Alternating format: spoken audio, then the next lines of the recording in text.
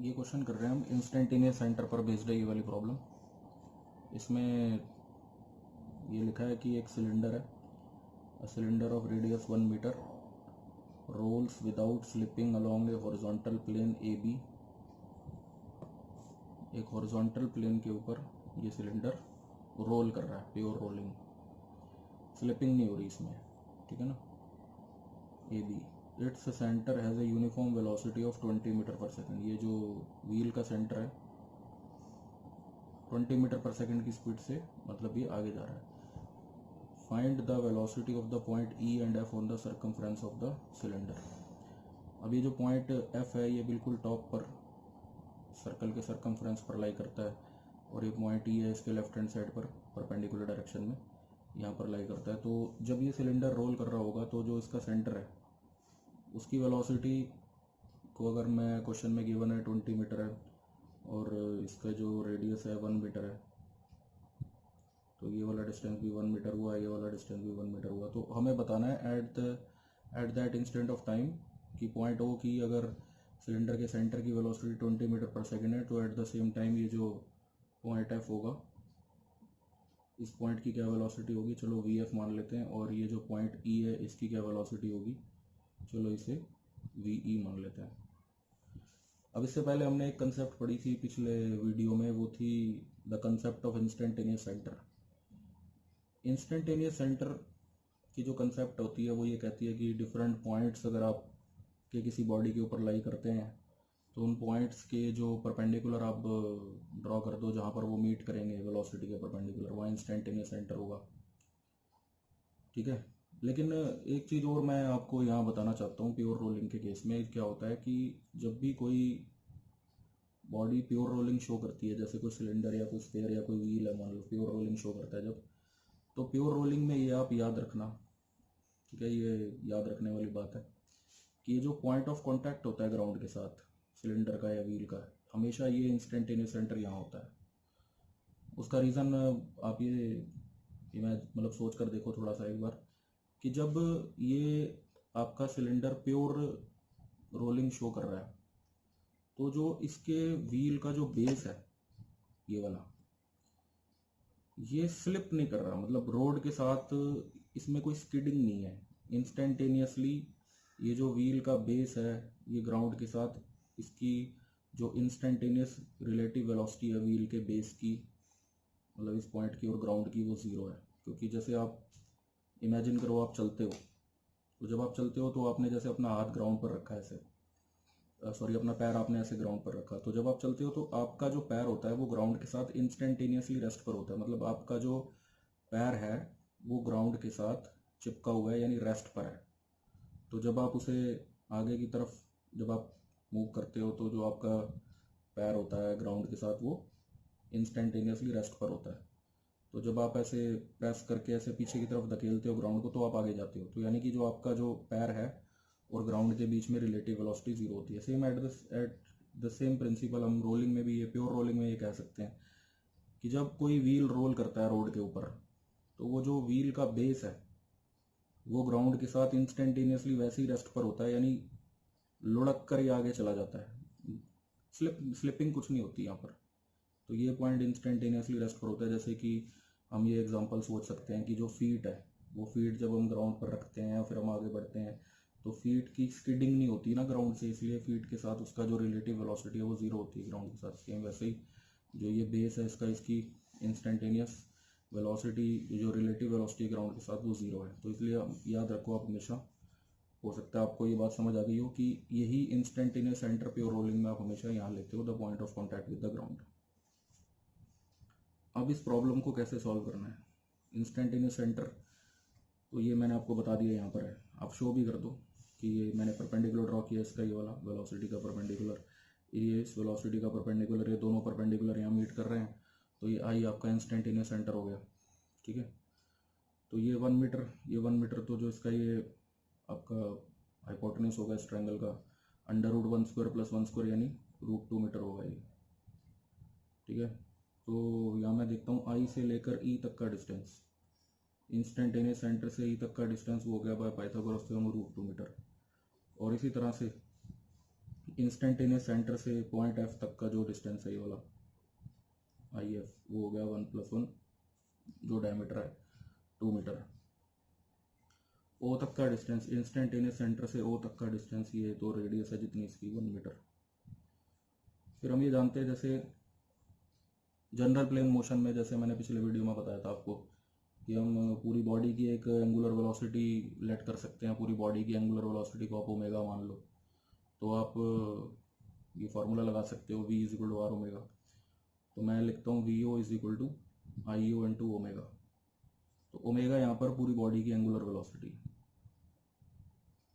तो मैं यहाँ लिखता हूँ omega is equal to angular velocity of body. Instantaneous centre की जो कंसेप्ट है उसका सबसे बड़ा फ़ायदा यही है कि उससे पूरी बॉडी के ऊपर जितने भी पॉइंट्स होंगे उन सबको हम एक सिंगल एंगुलर वेलोसिटी ओमेगा से रिलेशन इस्टेब्लिश कर सकते हैं रिलेटिव वेलोसिटी की। ओमेगा आ गई एंगुलर वेलोसिटी ऑफ बॉडी। तो यही जनरल प्लेन मोशन इसी को ही कहते हैं। वी ओ की वैल्यू अब आप को गिवन है क्वेश्चन में 1 मीटर पर सेकेंड, आई ओ हमने देखा 1 मीटर इंटू ओमेगा, तो यहाँ पर ये आपके पास ओमेगा आ गया 1 रेडियन पर सेकेंड। तो ये हमें फ़ायदा हो गया कि पूरी बॉडी की एंगुलर वेलोसिटी में पता चल गई। अब इसके बेसिस पर जैसे मान लो मुझे वी ई चाहिए, पॉइंट ई की वेलोसिटी चाहिए, तो मैं अपना फॉर्मूला लगाऊंगा इंस्टेंटेनियस सेंटर से जो डिस्टेंस है आई ई इंटू में ओमेगा, क्योंकि प्योर रोलिंग में ये फॉर्मूला होता है v is equal to r omega. मतलब जब भी इंस्टेंटेनियस सेंटर से हम करेंगे तो ये फॉर्मूला हमेशा लगाएंगे v is equal to r omega. तो जैसे पॉइंट ई की वेलोसिटी चाहिए तो इंस्टेंटेनियस सेंटर का पॉइंट ई से डिस्टेंस आपको पता होना चाहिए, आई ई इंटू ओमेगा। तो आई ई की वैल्यू यहाँ पर हमारे पास है √2, तो यहाँ मैंने रखा √2, और ओमेगा तो मेरे पास है ये 1, तो पॉइंट ई की वेलोसिटी आपके पास आ जाएगी √2 मीटर पर सेकेंड। तो इसी तरह से मान लो मुझे पॉइंट एफ की वेलोसिटी चाहिए, तो मैं लिखूंगा आई एफ जो इंस्टेंटेनियस सेंटर का एफ से डिस्टेंस है इंटू ओमेगा।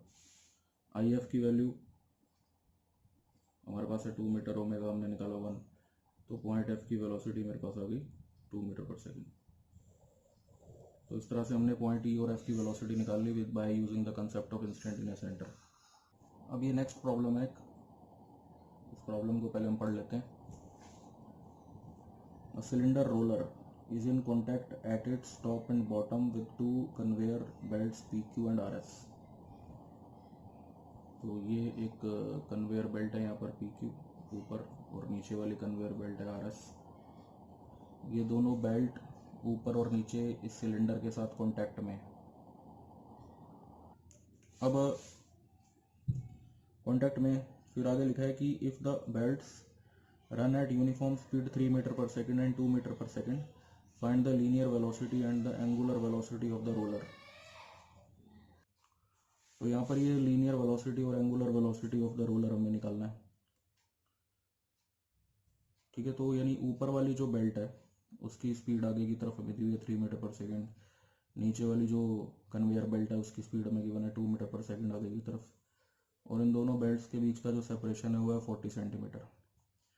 तो बेल्ट जो ऊपर वाली है वो थोड़ी फास्ट है, 3 की स्पीड से चल रही है, नीचे वाली बेल्ट स्लो है, वो 2 की स्पीड से चल रही है। तो मैं एक एरो बनाता हूँ यहाँ पर ये, और यहाँ लिख देता हूँ कि ये वी ए आपका है 3 मीटर पर सेकेंड। ठीक है, और ठीक इसके नीचे यहाँ पर मैं थोड़ा सा छोटा एरो बनाता हूँ और यहाँ लिख देता हूँ वी बी, जो कि हमें गिवन है 2 मीटर पर सेकेंड। तो ये पॉइंट बी है और ये ऊपर वाला पॉइंट ए है, क्योंकि जो ऊपर वाला पॉइंट है वो ऊपर वाली बेल्ट जो है वो ऊपर रोलर के साथ जब कांटेक्ट में है, तो जिस स्पीड से ये बेल्ट आगे जा रही होगी ये रोलर की स्पीड इस पॉइंट ए पर उतनी होगी 3 मीटर पर सेकेंड। नीचे जो जिस स्पीड से आगे जा रही है नीचे वाले पॉइंट की स्पीड भी उतनी होगी 2 मीटर पर सेकेंड। तो अब किसी तरह से इसका इंस्टेंटेनियस सेंटर फाइंड करते हैं। तो उसका एक रूल ये था कि आप दोनों के पहले परपेंडिकुलर, जैसे ये इस वेलोसिटी का परपेंडिकुलर और इस वेलोसिटी का परपेंडिकुलर ड्रॉ कर दो पूरा जहाँ तक जा सकता है, और इसके बाद इसके जो दूसरे एंड पॉइंट है वो आप उसमें ज्वाइन कर दो ये वाले। अब ये जहाँ पर मीट करेंगे एक दूसरे के साथ नीचे जाकर वो आप ये शो कर दो कि यहाँ पर ये इसका इंस्टेंटेनियस सेंटर है। इंस्टेंटेनियस सेंटर से जो डिस्टेंस इसका होगा बी का वो हमें पता नहीं है, तो चलो इसे एक्स मान लेते हैं, ये वाली लेंथ, ठीक है। बट तो फिर इस हिसाब से अगर आई से बी तक का डिस्टेंस ये वाला एक्स है, तो आई से लेकर ए तक का डिस्टेंस हो गया 40 + x, ठीक है। तो अब हम ये रिलेशन लिखते हैं, v A is equal to I A into omega, सीधा सीधा। वी ए की वैल्यू हमारे पास है 3, चलो 3 आ गया, ठीक है।